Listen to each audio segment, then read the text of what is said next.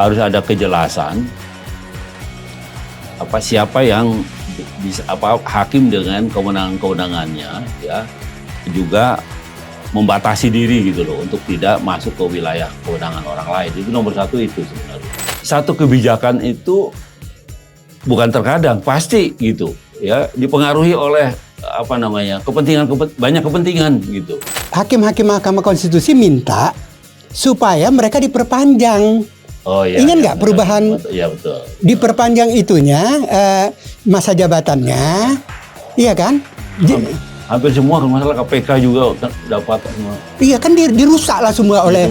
Betul. Oleh terus terang kita harus katakan 10 tahun terakhir ini kita rusak banget gitu loh.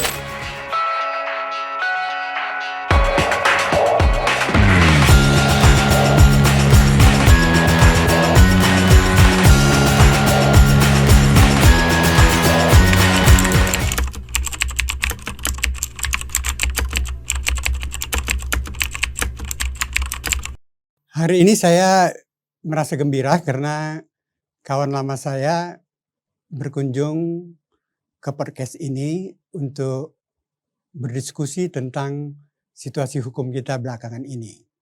Dengan ditetapkan Firly Bahuri sebagai tersangka dan dilengsarkannya Ketua Mahkamah Konstitusi, terus terang memang situasi hukum kita tidak baik-baik saja.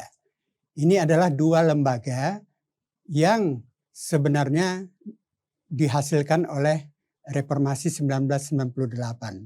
Tetapi kenyataannya dalam perjalanannya semakin hari terlihat bahwa dua lembaga ini semakin terpuruk. Saya akan ngobrol, berdialog, dan berdiskusi dengan kawan lama saya ini untuk mencoba memahami situasi ini. Apa yang sebenarnya terjadi? Dia adalah Abdul Fikar Hajar, dosen Fakultas Hukum Trisakti yang baru pernah waktu bulan lalu dan sekarang dia lebih dikenal sebagai ahli hukum pidana dan sering pendapatnya dikutip oleh media-media mainstream. Iya, jadi memang agak sulit ya kita berharap karena begini ya, jabatan atau profesi hakim ini kan luar biasa ya, berbeda dengan jabatan atau pekerjaan-pekerjaan lain lah. Dia kan ira-iranya aja demi keadilan berdasarkan ketuhanan Tuhan. Bawa Tuhan kan. Makanya Anwar Usman kan bawa Tuhan. Ketika ditanya wartawan, Pak gimana kemungkinan jabatan itu milik Allah kata gitu kan, dengan dia yakin ya kan. Jadi Tuhan dibawa-bawa gitu loh, seolah-olah makhluk yang sangat religius gitu ya. Tapi tiba-tiba kelakuan kayak gitu. Ini yang kita agak prihatin. Keputusan Jimli itu semua hakim itu melanggar etik walaupun kadarnya rendah. Betul. Nggak malu tuh tetap di Mahkamah Konstitusi. Nggak ada yang mengatakan saya mundur deh. Arif Hidayat aja yang ngomong-ngomong saja di universitas. Saya kecewa. Dia nggak mundur tuh. Ini jangan-jangan orang Indonesia ini apa ya? Bipolar kali. Betul. Ya. Split personality, kepribadian yang ganda. Di satu pihak ngomong begini, tapi kelakuan gimana coba? Dengan hakim-hakim yang seperti ini, apa yang kita bisa harapkan untuk bekerja secara baik coba? Ya, mestinya ya itu tadi harus ada kejelasan. Siapa yang bisa hakim dengan kewenangannya ya, juga membatasi diri gitu loh untuk tidak masuk ke wilayah kewenangan orang lain. Itu nomor satu itu sebenarnya. Artinya dia harus sadar juga dengan kewenangannya dan tidak masuk ke kewenangan orang lain. Tapi yang penting adalah menurut saya gini, karena semua aturan kan juga bisa menjadi dasar untuk memutuskan gitu. Ya, artinya semua persoalan sebenarnya bisa juga diputuskan oleh majelis hakim gitu ya, sepanjang dia juga mendapatkan cantolannya atau apalah gitu ya. Atau dasar untuk memutuskan. Tetapi itu tadi saya bilang harusnya juga dilihat mana yang memang relevan gitu untuk tingkat peraturan perundangan, undang-undangan atau justru ada ada nilai-nilai politisnya gitu. Lebih pada bukan pengaturan tetapi pilihan-pilihan orang yang bisa berbeda-beda dan sebagainya gitu sebelum itu. Nah itu kemampuan membedakan mana aturan yang harus diterapkan dengan mana pilihan-pilihan yang masih bisa berubah atau bisa dipersoalkan oleh orang. Nah itu saya kira hakim itu juga harus sampai situ pikirannya gitu. Karena itu tidak semua putusan bisa memecahkan masalah gitu. Karena ada masalah juga yang belum diatur oleh peratur, artinya masih wilayah demokrasi gitu loh kalau menurut saya. Wilayah yang seorang yang bisa berkreasi. Gitu. Iya, artinya memang menjadi seorang hakim itu tidak semata dia menafsirkan undang-undang secara tekstual, tapi dia juga harus melihat konteksnya, harus melihat mempertimbangkan yang lain. Karena itu dia diberikan kebebasan di dalam menafsir dan mengambil keputusan, ya kan? Kebebasan itu kalau di tangan orang yang tidak bermoral bagaimana? Nah itu yang sudah melanggar etik, melanggar itu. Ini 8 ini semua melanggar etik loh. Iya. Daniel Etleb, mungkin Fikar tahu, yang dari Cornell, ya Washington sebenarnya dia, ya kan, Indonesianis. Indonesianis. Awal reformasi dia bilang, kalau Indonesia mau betul-betul memperbaiki kehidupan hukumnya, ya sistem hukumnya, pecat semua itu hakim di Mahkamah Agung. Mungkin nggak kita melakukan pecat ini semua dulu hakim di Mahkamah Konstitusi, vakum dulu, dipilih yang baru. Karena itu sudah melanggar etik semua loh. Bagaimana kita bisa ya menerima keputusan yang melanggar etik? Iya, hakim sendiri nggak bermoral. Coba. Iya. Mungkin nggak ya kalau misalnya gagasan Dunlap itu diterapkan, dipecat ini 9 hakim ini, Mahkamah Konstitusi, vakum dulu, rekrut yang baru, supaya orang bisa percaya pada keputusannya. Iya. Gimana Fikar melihat? Menurut saya mungkin itu bisa dilakukan, tetapi harus ada orang yang punya pikiran yang agak ekstrim gitu, ya. Ini kan gini, satu kebijakan itu bukan terkadang pasti gitu, ya, dipengaruhi oleh banyak kepentingan gitu. Tidak melulu itu. Ya kalau kita bilang mau hakim ini harus bersiap ini ya kita ganti kan gitu kan. Tapi persoalannya adalah soal waktu, soal rekrutmen, soal panitia pemilihnya juga, soal itu kan juga agak sulit juga gitu loh. Ini aja mungkin yang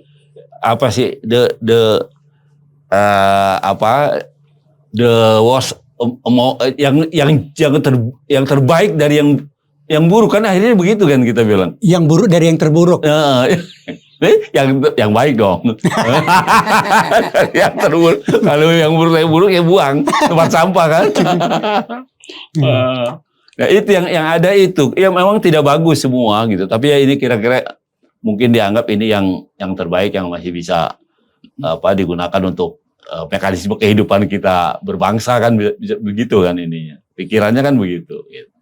Iya, padahal kan Mahkamah Konstitusi ini kan sebuah lembaga yang dilahirkan ketika reformasi ya. Dan di awal-awal itu memang yang bikin rusak ini semua adalah ketika terjadi perubahan perubahan konfigurasi kekuatan politik ya di masa-masa konsolidasi oligarki ini ya.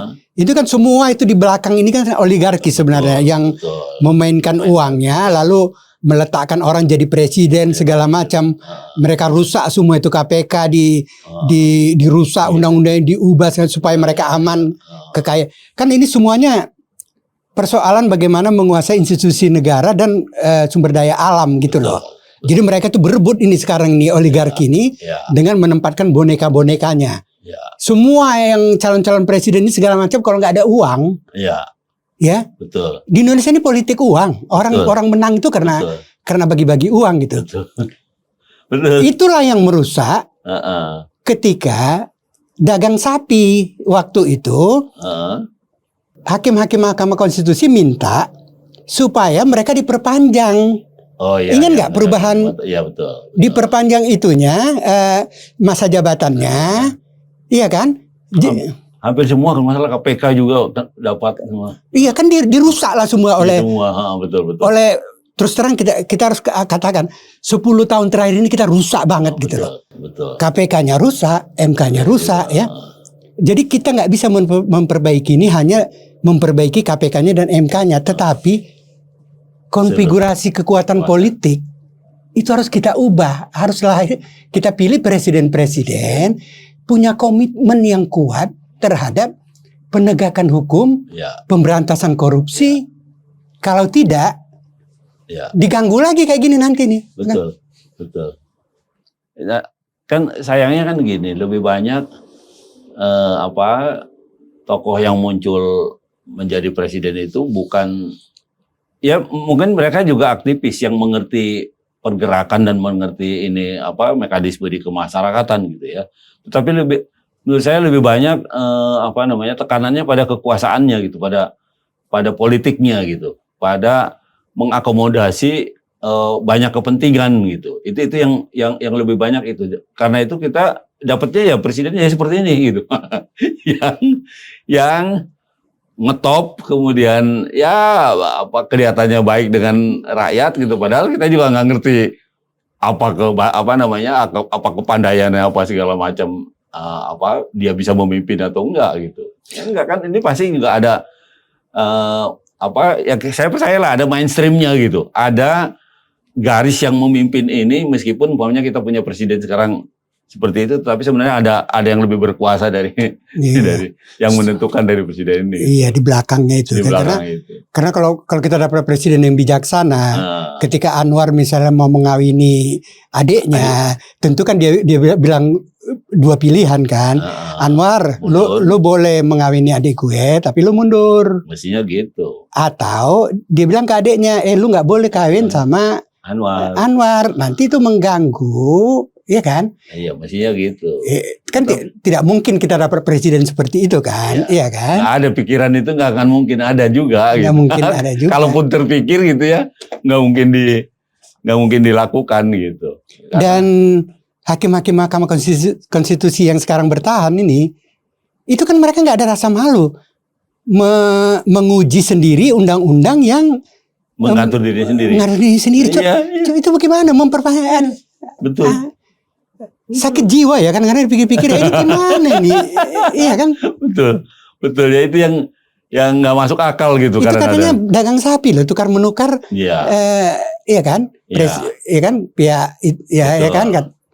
Ya, bahwa di pengadilan itu juga sebenarnya perdebatan ide gitu ya, iya gitu. Tapi ya itu tadi ya, yang lebih banyak akhirnya yang terjadi dagang sapi itu. Kita perpanjang, oke, kita setujui kalian diperpanjang jabatannya, tapi nanti ya kan, gol lah itu barang sekarang kan, iya kan, iya kan nggak mungkin lah iya kan. Dan yang kita harapkan hakim konstitusinya yang punya integritas tinggi bisa tergoda dengan ya itu. Akhirnya ya seperti ini keadaannya gitu. Nah, saya kira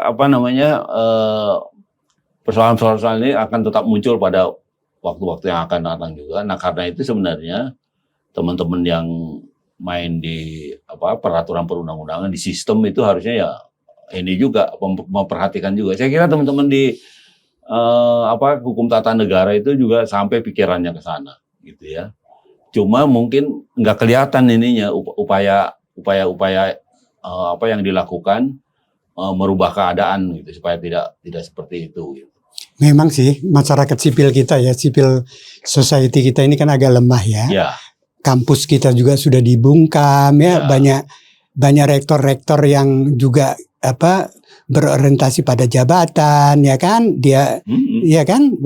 Banyak akademisi yang diam dengan keadaan, media juga ya kan, LSM juga. Jadi memang sudah ya jadi kontrol terhadap kekuasaan ini melemah, mengakibatkan indeks demokrasi kita kan juga menurun kan, ya kan. Jadi itu fenomena yang nyata itu. Kira-kira ke depan kalau menurut Fikar khususnya Mahkamah Konstitusi deh, karena ini kan vital sekali itunya ya. Ya. Dengan hakim-hakim seperti yang sekarang ini yang sudah dikatakan melanggar etik. Ya. Apa mungkin keluar keputusan yang putusan-putusan Mahkamah Konstitusi yang adil, yang bijaksana, yang saya kira gini, oke lah bahwa mereka ada pada satu posisi tertentu gitu. Tetapi saya kira pikiran-pikiran yang general, pikiran-pikiran yang yang bercita-cita gitu ya, menciptakan satu keadaan yang lebih baik. Saya kira juga nggak walaupun pengaruh gitu ya, itu juga nggak bisa dinafikan gitu. Bisa jadi sama-sama gitu antara tujuan menciptakan satu peradilan yang bersih, yang peradilan yang benar-benar menciptakan putusan yang ini dengan pengaruh-pengaruh kepentingan yang ingin juga diakomodir dalam putusan itu. Itu saya kira natural gitu. Itu hukum alam. Karena kan memang gitu kan, tidak hanya di putusan pengadilan kan, di penciptaan undang-undang saja juga itu kan sebenarnya. Ada perang kepentingan kan sebenarnya. Di DPR aja ada jual beli ayat kan? Nah, itu pasal. Iya kan? Nah, apalagi putusan kan sangat tidak terlalu banyak orang gitu yang kalaupun harus ada transaksi gitu, ya cuma berapa gelintir hakim umpamanya seperti itu kan. Nah, itu yang mestinya menurut saya harus dijaga. Nah, karena itu bagaimana kita pandai-pandai memilih badan-badan pengawas atau bahkan menghidupkan semangat pengawasan ini gitu, baik yang di dalam sistem maupun yang di luar sistem gitu. Karena bagaimana mereka bisa bekerja sama menciptakan satu organisasi negara atau organisasi pelaksana kehidupan kita dalam bernegara ini relatif bisa lebih baik gitu. Dengan masih tetap adanya Anwar Usman di MK, kira-kira ini lebih baik ke depan atau lebih buruk? Karena kalau misalnya perlawanannya ini direspon, lalu dirapatkan kembali oleh MK hakim yang 8 ini, lalu Suhartoyo dikembalikan sebagai hakim anggota, hakim biasa, dia naik lagi jadi ketua. Mungkin nggak itu bisa terjadi dengan perlawanan Anwar ini, karena ketekanan politik segala macam, ya kan bisa saja misalnya hakim yang 8 ini, lu juga kan sudah pada melanggar etik, ya kan, lu nggak bersih-bersih amat lo, ya kan. Mungkin nggak itu, misalnya Anwar naik lagi gitu. Perlawanan ini tuh dia naik lagi, nanti dia bisa lagi menyidangkan sengketa pemilu presiden, gimana ini ceritanya? Sangat mungkin, ya, keadaan itu sangat mungkin. Tetapi saya kira mereka juga agak mikir gitu kalau memaksakan Anwar mau naik lagi gitu, karena memang sudah terbukti yang sebelumnya kan. Artinya bahwa Anwar ada di situ tetap mungkin gitu ada gitu, tetapi tidak lagi menjadi pojok pimpinan. Saya kira walaupun Suhartoyo juga banyak keberatan dari mereka juga gitu ya, tetapi ya itu yang menurut saya yang sekarang terbaik gitu ya, bukan terbaik ya, maksud saya among the worst ya, the best among the worst. Firly sudah jelas helikopter itu ya kan? Nah, makanya itu. Tetap aja dia jadi ketua. Jadi itu kadang-kadang mekanisme formal nggak bisa dikalahkan. Artinya kan ada kemungkinan walaupun dia sudah melanggar etik berat si Anwar Usman ini, bisa saja dinaik lagi, Fik. Betul. Iya kan? Betul. Seram juga ya kalau sempat gara-gara tekanan politik segala macam, dia kembali lagi gitu loh. Betul. Sebenarnya ada teman kita, ada hakim yang agak idealis, yang dari akademisi Saldi itu ya. Cuma kok saya juga belakangan kan sama aja kan? Iya, artinya dia tunduk pada realitas sebenarnya. Gitu. Iya betul. Tapi sesungguhnya nggak, dari teman-teman dari hakim yang lain kan juga mendorong dia kan sebenarnya. Cuman kok dia nggak mau gitu. Nah itu yang saya heran juga. Mungkin dia yang kan gini, di MK itu kan ada hakim karirnya ya 3, akademisinya 3, terus 3 lagi apa itu? Dari pemerintah apa ya? Iya, dari DPR kan 3. DPR 3. Dari pemerintah 3, dari Mahkamah Agung 3. Mahkamah Agung 3. Iya kan? Nah, saldi itu kan yang termasuk dari pemerintah. Oh, dari pemerintah. Oh iya. Iya. Nah, dia mau nggak mau juga kan, iya punya misi juga kan, walaupun ini juga kan tetap membawa misi pemerintah kan gitu. Iya, jadi ketika sebenarnya kalau dia punya integritas tinggi, walaupun dia dipilih pemerintah, sama seperti kita ikut fit and proper test di DPR mau jadi anggota komisi apa, apakah komisi judisial, komisi penyiaran, kan mestinya setelah kita terpilih, kita kan seperti KPK kan independen. Mestinya kan saldi juga begitu, setelah walaupun dia berasal dari pemerintah, dia tetap independen. Tapi ketika dia tidak ada dissenting opinion ketika menguji pasal tentang perpanjangan jabatan dirinya sendiri, apa masih bisa kita katakan bahwa masih ada hakim? Coba ditimbang dulu masa-masa, karena dulu mungkin dia bersih, mungkin dia baik ketika masih nulis-nulis, ketika masih di kampus, ketika masuk ke dalam, seperti ini. Iya, ya biasanya begitu. Orang kalau tidak ikut sistem ya, kalau tidak bisa merubah sistem, biasanya ikut, iya kan? Nah, ini yang terjadi mungkin ya begitu. Karena kan sistem biasanya kalau cuma satu orang kan ya seperti itu akhirnya kan. Mestinya sih mewarnai paling tidak begitu mestinya. Saya ingat dulu, Fikar pernah bilang ke saya, aduh saya nggak mau ketemu dia tuh, saya agak kurang sesuai secara moral gitu, karena gitu. Maksudnya pilihan Fikar waktu itu mengatakan bahwa kalau kita berteman sama orang yang misalnya koruptor, sampai Fikar nggak mau waktu itu membela perkara-perkara korupsi misalnya, ya kan? Itu kan memang ada pilihan yang tegas gitu loh, ya kan? Waduh, saya nggak mau dekat-dekat deh sama berteman sama itu gitu. Saya nggak sebut namanya lah, teman kita juga gitu loh, ya kan? Aduh aku kok agak kurang enak ya gitu. Padahal Fikar yang bilang, lu ditanyain si Anu tuh teman kita gitu. Artinya kan di situ ada pilihan moral bahwa Fikar menghindari, saya tidak mau tercemar terlalu dekat dengan berteman dengan orang-orang. Saldi Isra kan mestinya kalau dia punya insting seperti itu. Iya kan? Pikiran ya. Kalau dia lihat memang di dalam Mahkamah Konstitusi itu bisa merusak moralnya, kan mending dia mundur kan? Mestinya begitu. Nggak terjadi tuh. Ya, yang terjadi ya kompromi akhirnya kan. Iya. Ya memang agak sulit juga ya. Agak sulit juga. Tidak hanya di Mahkamah Konstitusi, saya kira di peradilan lain juga seperti itu. Masih banyak orang yang punya idealisme gitu, tapi ya itu tadi pragmatisme itu menggusur semuanya gitu. Akhirnya ya udah. Mau kemana lagi kan gitu. Sebenarnya mereka atau profesional yang berasal dari kampus sebenarnya relatif punya kebebasan untuk memilih gitu. Karena basicnya dia kan nggak hilang juga, ya kan? Artinya kalaupun dia tidak jadi ini, dia masih jadi guru besar, masih bisa mengajar dan sebagainya gitu. Sebenarnya yang lalu-lalu ya itu kalau yang diutus oleh atau yang dipilih oleh DPR itu kebanyakan dari kampus. Yang kalau dari pemerintah, kalau Mahkamah Agung sudah jelas hakim-hakim karir ya kan. Kalau dari istana biasanya itu dari Kementerian Hukum, kayak yang sekarang si perempuan itu siapa, bekas kepala BPN kan itu, badan namanya Babin apa itu yang di BPHN ya kan? Kan ada itu Wahidudin Adam apa segala macam.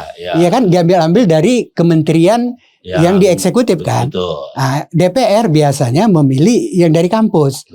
Saldi Isra ini entah kenapa masuknya dari pemerintah.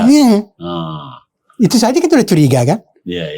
Mestinya kan dia jalur DPR dong. Mestinya. Nggak mungkin dia nggak dititipin oleh pemerintah. Kepentingan pemerintah ya kan.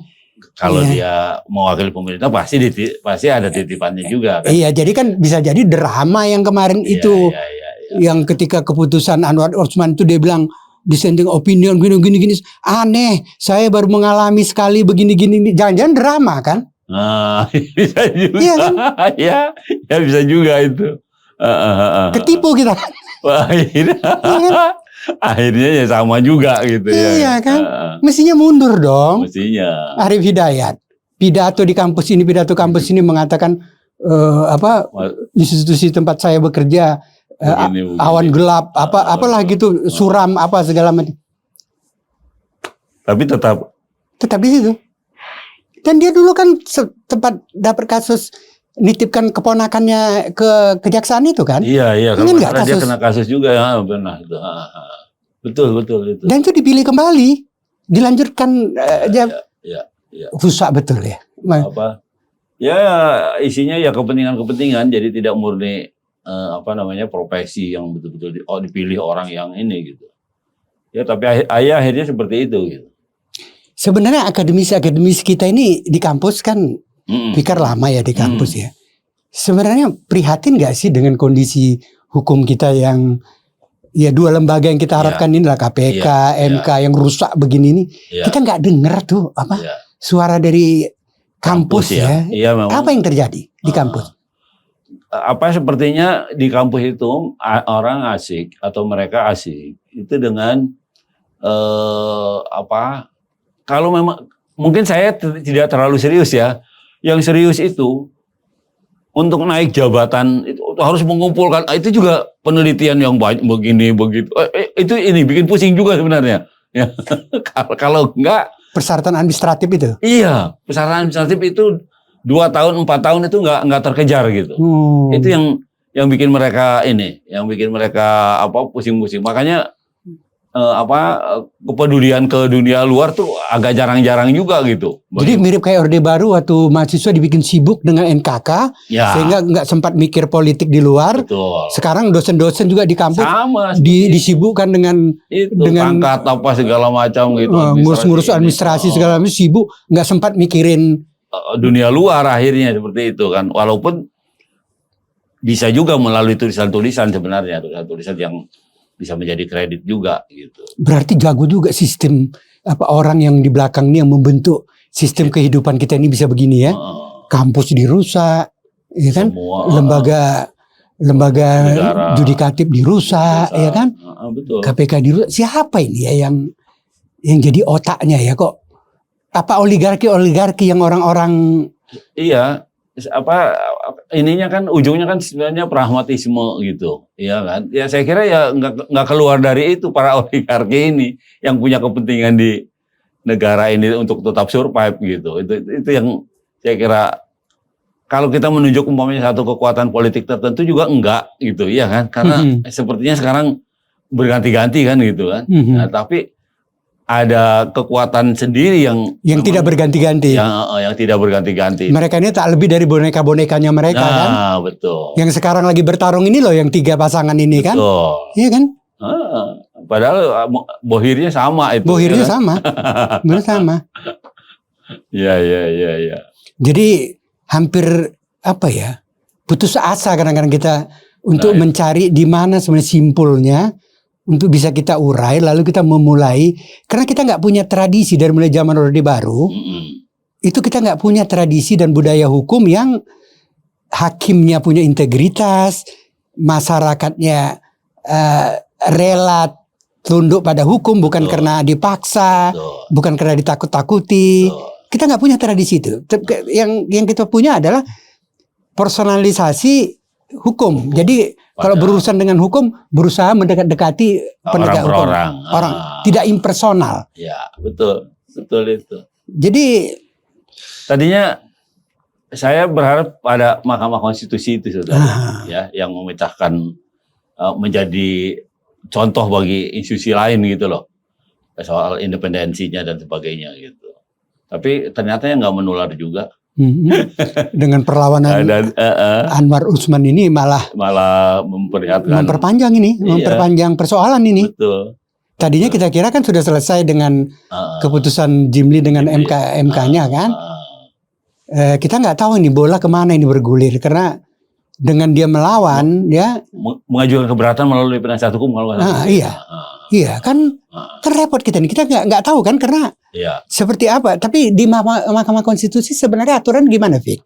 Kalau ada perlawanan seperti itu yang kata kata Fikar kan ini bukan kasus, bukan perkara gitu loh, Iya. kalau pakai penasihat hukum, Iya, ya kan? iya, Nah, tetapi kenyataan ini ada nih, misalnya ada seseorang, katakanlah kayak si Anwar Iya. Usman, keberatan bahwa dia dicopot, sebagai ketua bukan dicopot sebagai ketua, dia keberatan Soehartoyo menjadi ketua. Jadi ya, dia yang dipersoalkannya adalah menjadi ketuanya Soehartoyo. Nah, jadi berarti keputusan Soehartoyo nanti suaranya yang 2 itu bisa tidak sah kan atau gimana? Iya. Menurut saya keberatan itu juga bisa dipatahkan sebenarnya. Nah, dengan Ya, cara? Iya, karena kan mestinya bukan lagi sekarang, tempatnya ketika pemilihan itu gitu loh. Mestinya di situ, keberatan itu tempatnya di situ. Tapi ketika sudah terjadi pemilihan dan Soehartoyo terpilih, mestinya selesai, nggak ada apa baik buruknya Soehartoyo ya harus diterima gitu. Mestinya seperti itu. Tapi bahwa dia kemudian mengajukan keberatan lagi Soeharto, ya itu haknya dia gitu. Tapi menurut saya nggak ada forumnya lagi. Oh, nggak ada forumnya? Nggak, di forum apa coba? Forum memutuskan itu udah selesai gitu. Dan ketika dia naik tidak ada keberatan apa-apa sama-sama. Enggak, kan yang dipersoalkan kan Soehartoyo menjadi ketua. Berarti proses pemilihan ketua yang kemarin dia nggak ikut serta ya. Waktu pemilihan ketua, oh dia ikut serta ya. Yang waktu nggak ikut Pak, itunya nggak ikut. Pak Anwar Usman nggak ikut pemilih, ada 8. Jadi 8 milih 1. Gitu. Milih 1. Nah, yang dia persoalkan kan itu proses pemilihan Soehartoyo menjadi ketua. Ya. Nah, mekanisme yang 8 itu yang tidak melibatkan dia. Tinggal kan jawabannya gini, dia tidak hadirnya itu karena dia tidak diundang atau dia memang tidak menghadirkan diri, kan itu kan jadi persoalannya. Iya kan? Padahal umpamanya suaranya oleh forum itu tidak dihilangkan juga, itu masih tetap ada. Nah, itu yang mungkin yang akan jadi perdebatan di sana gitu. Artinya ada kemungkinan ini persoalan masih panjang ya. Masih panjang karena menjadi persoalan internal kan itu sebenarnya. Baik, Fik, terima kasih. Abdul Fikar Hajar, ahli hukum pidana. Sampai ketemu lagi, Fik. Demikian tadi perbincangan saya dengan Abdul Fikar Hajar, ahli hukum pidana dari Universitas Trisakti. Semoga bermanfaat. Wassalam.